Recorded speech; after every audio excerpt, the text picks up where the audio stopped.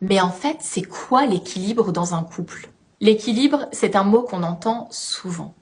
Et c'est un mot que je prononce moi-même très régulièrement en séance. Mais qu'est-ce que ça signifie vraiment en tant que partenaire engagé dans une relation? L'équilibre, c'est quoi? Eh bien, l'équilibre dans un couple, c'est comme si on marchait sur une corde raide et que d'un côté, il y a tout ce qui nous concerne, tout ce qui est propre à moi-même.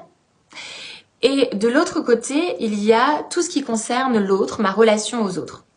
Eh bien, il va falloir que je maintienne un peu l'équilibre et que je ne me casse pas la gueule d'un côté ou de l'autre. Il va falloir que j'avance sur cette corde raide.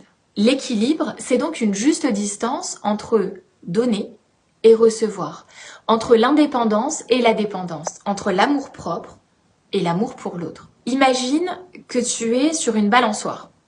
D'un côté, on a donc nos besoins individuels, nos aspirations, nos rêves, et de l'autre côté, nous avons nos responsabilités envers notre partenaire, notre relation, notre famille.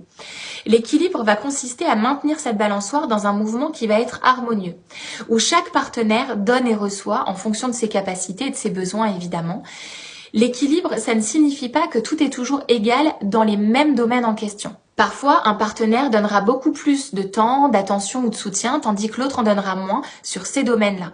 Par contre, ce même partenaire donnera peut-être plus en termes de tâches ménagères, sur l'aspect financier, sur l'investissement émotionnel, ce qui va engager des discussions sérieuses, par exemple, dans le couple. Ça peut varier en fonction des circonstances de la vie, des périodes de stress ou des périodes de changement. L'essentiel, c'est que cet équilibre soit fluide et que cet équilibre puisse évoluer avec votre relation. L'équilibre dans un couple, c'est surtout un ressenti. C'est un éprouvé de justice et d'équité. C'est sentir que je donne autant que je reçois. Et que je reçois, évidemment, autant que je donne. Même si c'est pas toujours tout à fait dans les mêmes domaines et tout à fait dans les mêmes proportions dans chaque domaine. Ça veut dire que nous sommes tous les deux autant investis dans notre relation, dans un partage qui va être sain et serein. L'équilibre dans un couple, c'est aussi le respect mutuel des limites personnelles.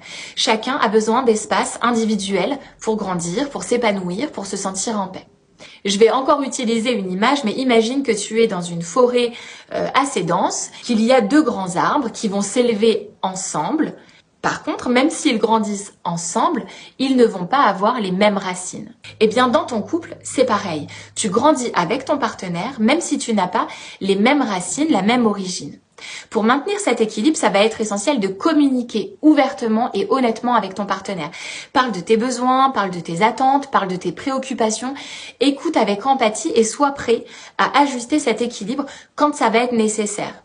Ouvre-toi à l'idée que toi aussi, tu vas devoir faire un pas vers l'autre pour maintenir cet équilibre. Tu ne peux pas juste recevoir, tu vas toi aussi devoir donner. En fin de compte, l'équilibre dans un couple, ça signifie que chacun se sent valorisé, respecté et aimé. C'est ce qui va rendre la relation beaucoup plus forte, durable et donc épanouissante.